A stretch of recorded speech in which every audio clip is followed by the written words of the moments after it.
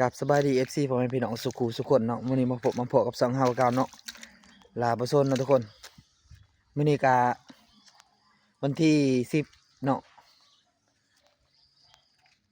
อยู่ที่บ้านหนองบัวลาวเนาะมื้อนี้เฮาสิพาพ่อแม่พี่น้อง FC ไปหาจิหลอเนาะเขาว่าน้ำท่วมเนาะทุกคนเนาะตอนนี้กำลังสิไปเนาะยังกำลังอยู่บ้านนี่ตอนนี้เวลาประมาณ7 โมงเนาะ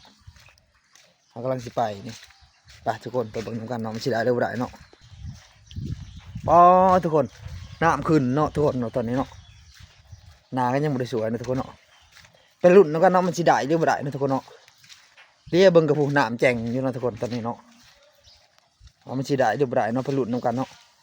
อ๋อน้ำท่วมคักอะไรนี่ขึ้นมาชิฮอดบ้านแล้วนี่จักมันสิถ่ายได้สำหรับเนาะทุกคนเนาะเพราะว่าฝนมันตกเนาะแล้วก็ฝากส่องเด้อทุกคนเด้อฝาก FC กดไลค์กดแชร์เนาะกดติดตามเพื่อเป็นกำลังใจทีมงานเฮาเนาะบ่ทุกคนเนาะ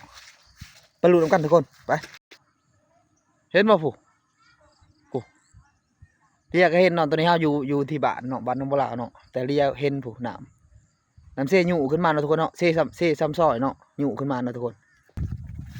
บ่ได้พอจิหล่อเลยทุกคนเฮามาซอยเนาะจะเขาเอาหมดแล้ว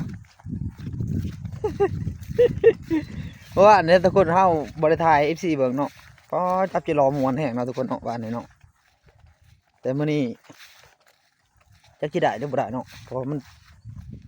น้ำอยู่เนาะบ้านนี้เขาจับอยู่ห้วยกล้วยเนาะทุกคนม่วนแห้งทุกคนได้ประมาณโลป่ายเนาะเมื่อวานนี้เนาะแต่มื้อนี้บ่ฮู้ว่าสิได้หรือบ่ได้เนาะทุกคนยังเฮาย่างมีบ่ทันฮอดซั่นตอนนี้เนาะ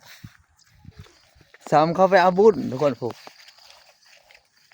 เบิ่งน้ำผู้เห็นบ่ถ้าจังอยู่เนาะทงน้องบัวลาวท่วมแล้วทุกคนนี่ตอนนี้เนาะนี่แต่ว่าบ่ได้จิหล่อเนาะทุกคนบ่ได้จักโตเฮามาซายเนาะตอนนี้เนาะบ้านน้องบัวลาวเมืองชนบุรีแขวงสะวรรณเขตเนาะท่วมไปทีมหอเนาะตอนนี้เนาะน้องบัวทงเด้อแม่น้องบัวเสกถ้าน้องบัวเสกสิหนักกว่านี้เนาะท่วมหนักกว่านี้เนาะทุกคนเนาะตอนนี้ก็เฮาพาเลาะจับจิหล่อแต่ว่าบ่ได้จิหล่อทุกคนเฮามาซายเนาะประมาณนี้ทุกคนเจอกันคลิปต่อไปเนาะทุกคนเนาะจะได้ก็ฝากทุกคนกดไลค์กดแชร์กดติดตามเนาะเพื่อเป็นกำลังใจทีมงานเฮาเนาะจบคลิปต่อไปทุกคน